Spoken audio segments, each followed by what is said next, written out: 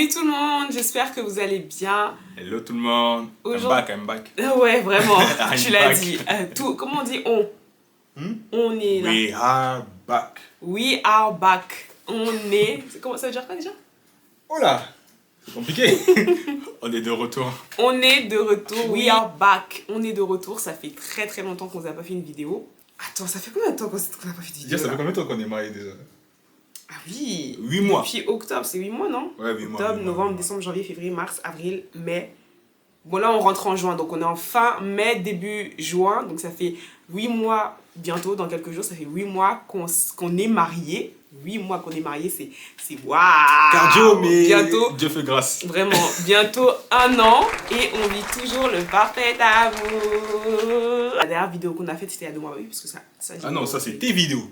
Ça fait... Ah, de nous deux! Elle m'a viré de ses vidéos. De nous deux, ça fait 3 mois que vous l'avez pas vu. 3 mois que vous l'avez pas vu. C'est normal, les vues elles ont baissé, c'est pour ça que je suis revenu. Et quoi? Les vues. En tout cas, moi je voulais dire merci pour la dernière vidéo, la vidéo du mariage là. Ouais. 12K, waouh! Moi personnellement, j'avais déjà dit merci, mais du coup, monsieur, il n'avait pas eu l'occasion de pouvoir vous dire merci. Que Dieu vous bénisse vraiment. Bref, tout ça pour dire que ça fait très longtemps qu'on s'est pas vu. On est à la fois tellement de choses que c'est compliqué des fois. De Dieu, à la fois le business. Ouais, des fois c'est un peu compliqué de vous inclure, mais on va vraiment faire enfin moi en tout cas. On est des gens par saison. On vient quand il faut. Vrai, elle avait dit dans ses débuts. En fait, on peut pas faire de promesses. C'est vrai. On peut pas faire de promesses parce que nous on vient vraiment par saison, comme il a dit. Ouais. Vraiment merci mon chéri parce que t'as vraiment bien corrigé. On vient par saison. Moi je sais que je suis pas genre, j'aurais du mal en tout cas à être cette youtubeuse qui fera des vidéos tout le temps. Mais donc pour l'instant, je pourrais pas vous promettre une vidéo par semaine. Je sais que YouTube m'impose ça pour avoir plus de vues, pour avoir plus de j'aime, pour avoir plus d'abonnés. Je suis désolée YouTube, mais c'est compliqué. No way. Aujourd'hui, on se retrouve pour une nouvelle vidéo. Le titre de cette vidéo est la préparation au mariage, c'est ça hein? La préparation au mariage. La préparation au mariage. Alors nous, à notre niveau, ça fait 8 mois qu'on est mariés, donc on n'a pas non plus l'expérience de personnes où ça fait 12 ans, etc. Mais on est passé par le processus du coup de la préparation au mariage, on est passé par ce processus-là. C'est pour ça qu'on se permet de vous donner notre expérience à nous. C'est pas une doctrine, c'est vraiment notre expérience, c'est ce qu'on a constaté, ce qu'on a mis en place, d'autres choses qu'on n'a pas forcément mis en place, mais qui nous ont rattrapés. Et en fait, franchement, on va tout vous dire dans la transparence comme on a l'habitude de faire. On vous parle cœur à cœur et en toute transparence. Let's go. Ouais, on a pris 3 points sur lesquels on va échanger par rapport à ce thème-là. Il y aura 3 épisodes par rapport à ce thème qui traitera les 3 points. On a décidé de le faire par épisode car tous les points ensemble, ça formait une trop longue vidéo. Donc le premier point qu'on a pu constater dans ce processus du coup de préparation, dans ce processus d'organisation, il y a un homme de Dieu qui dit: le mariage est le seul événement où on te donne le diplôme avant de faire l'exercice. Le mariage est le seul événement où on te donne le diplôme avant de faire l'exercice. Et c'est tellement vrai, ça veut dire qu'on te donne ce diplôme-là de réussite. Tu t'es marié, félicitations. Mais par la suite, en fait, c'est pas terminé. Par la suite, tu découvres des choses. Et même si, c'est pour ça que je fais à la fois une sorte de conclusion, sans vraiment conclure, ouais, mais même si même si on se prépare, ça continuera même dans le mariage, en fait. La préparation, elle sera jamais terminée. La préparation, c'est juste pour t'aider à t'évaluer, en fait, dans ton cycle. Où est-ce que tu te situes? Est-ce que tu es prête ou est-ce que tu n'es pas prête? Mais après le mariage, c'est là où vient vraiment l'exercice en fait de tout ce que tu as appris avant. Et des fois même, tu vas te rendre compte qu'il y aura des exercices que tu n'auras pas forcément appris, que tu vas apprendre sur le tas. Donc, quand on parle de préparation, il ne faudrait pas se frustrer parce qu'on ne sera jamais prête. On n'est jamais suffisamment prête. Du coup, pour faire une anecdote par rapport à ça, l'une des choses qui nous avait empêché, nous, lorsqu'on est en train de... Plutôt, pas empêché parce qu'on s'est mariés. Non, pas empêché, mais qui nous retardait et qui nous bloquait, c'est que madame, elle pensait qu'on n'était pas du tout prêt. Et effectivement, elle avait raison.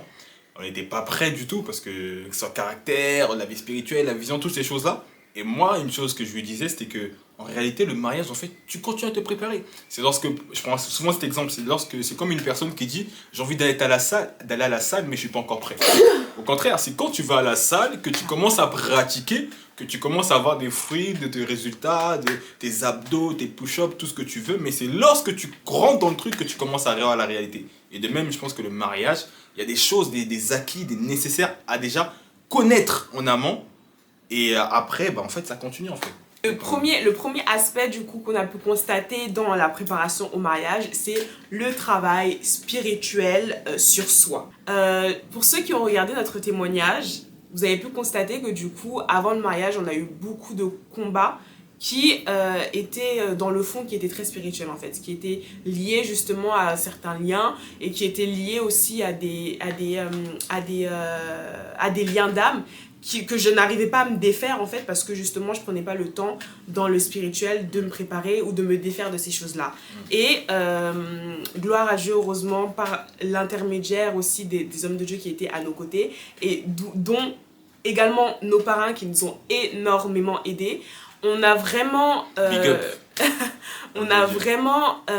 pris ce temps-là de prière avec eux notamment pour toutes ces choses-là. Parce qu'en fait, il y a des choses qu'on ne voit pas physiquement, mais il y a des choses qui sont réelles dans l'invisible. Et quand on ne fait pas le travail spirituel en amont, c'est comme si on venait avec des bagages spirituels et on venait avec des bagages physiques et tu viens avec tous ces bagages dans ton mariage. Sauf que dans le mariage, en fait, il y a encore d'autres combats, d'autres encore valises que tu vas devoir prendre. Tu dois... tu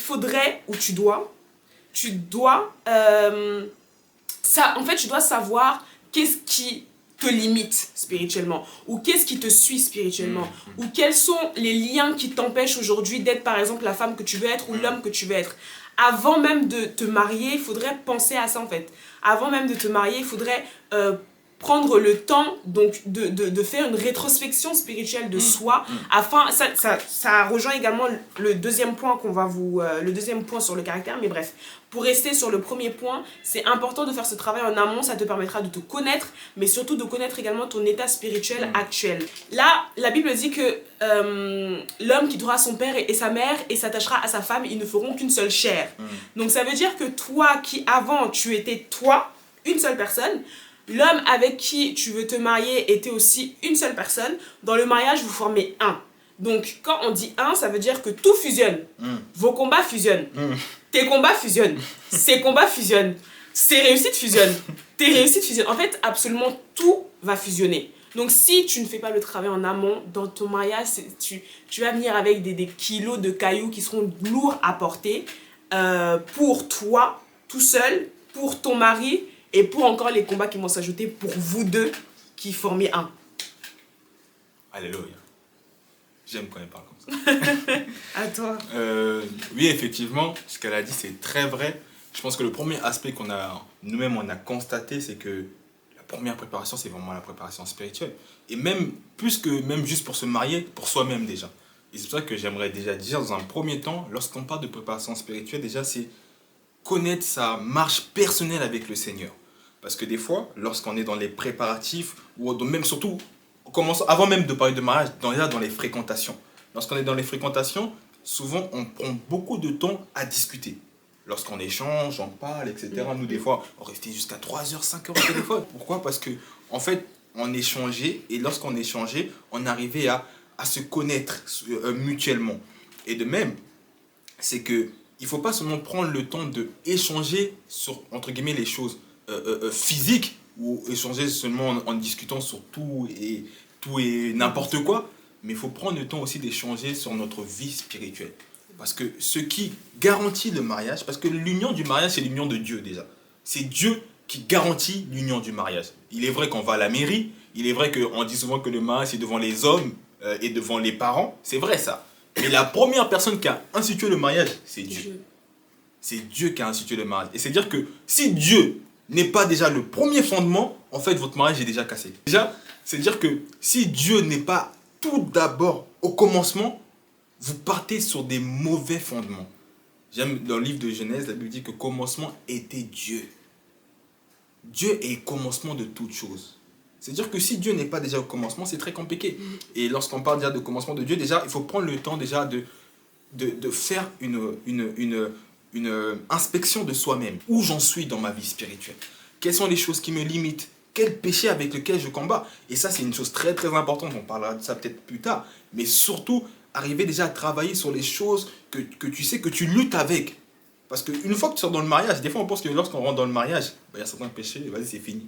Au contraire, ça se multiplie même. Il y a des hommes, ils sont entrés dans le mariage, ils sont devenus plus impudiques que lorsqu'ils n'étaient pas dans le mariage. Ouais, c'est vrai. Dans un premier temps, déjà, avoir une vraie nouvelle naissance. Okay. Il faut prendre le temps d'avoir ça, d'être né de nouveau. Pas juste être chrétien, pas juste aller à l'église, mais être né de nouveau. C'est-à-dire que tu peux être né physiquement, vivre, avoir une connaissance, avoir de l'intelligence, mais pour autant, selon Dieu, tu n'es pas encore né. Parce que selon Dieu, la naissance qui porte attention, c'est la nouvelle naissance. Parce que lorsque tu nais de nouveau, en fait, ton esprit est renouvelé.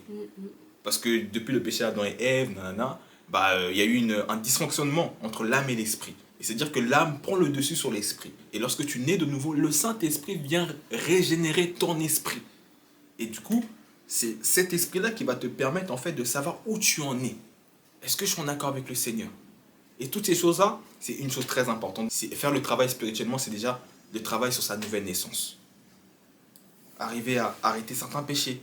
Si on n'arrive pas à demander à Dieu et demander d'où vient ce péché, pourquoi je fais certaines choses. Des fois, il y en a, ils se culpabilisent. Oh, je tombe, sans comprendre que, en fait, on ne combat pas contre le péché. On ne combat pas contre la chair et le sang, mais contre les dominations, les principautés.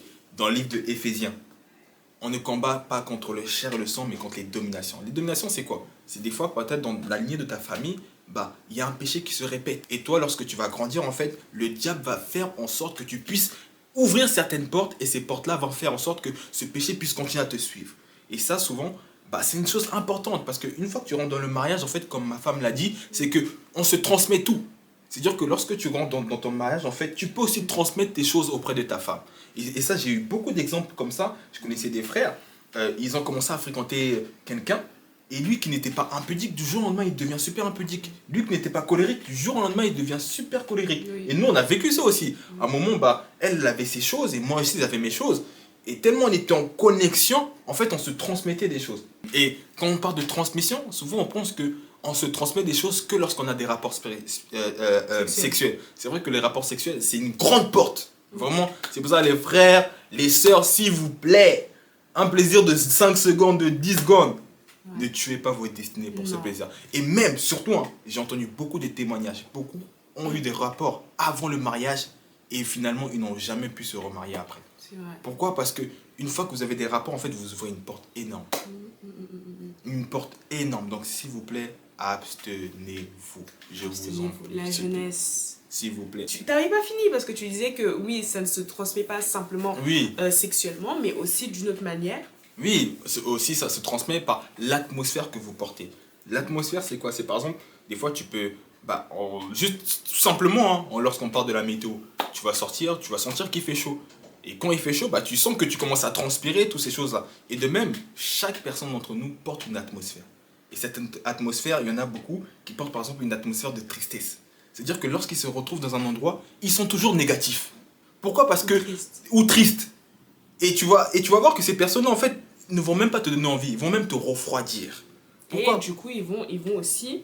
te transmettre leur tristesse. Alors que toi, de base, c'était pas triste. Voilà. Parce que tu as côtoyé cette personne-là, qui a apporté cette charge, qui a apporté cette atmosphère autour d'elle. Toi aussi, ça t'a impacté. Les atmosphères, comme il a dit, j'ai beaucoup aimé ton exemple de la météo, c'est que l'atmosphère, ça impacte. Comme il a dit, quand il pleut, je prends l'exemple de la pluie, quand il pleut, tu sens les gouttes sur toi. Et t'as beau t'habiller d'une certaine manière, tu vas sentir à un moment donné qu'il y a des gouttes qui couleront sur ta peau. Exactement. Et c'est la même chose avec l'atmosphère auquel on s'agrippe en fait. Même si tu es farouchement bien préparé spirituellement, etc., quand tu vas te frotter à une certaine atmosphère, tu vas quand même sentir à un moment donné un impact en fait. Exactement. Take time, prenez le temps de comme tu l'as dit. De se préparer spirituellement. Ouais, très important.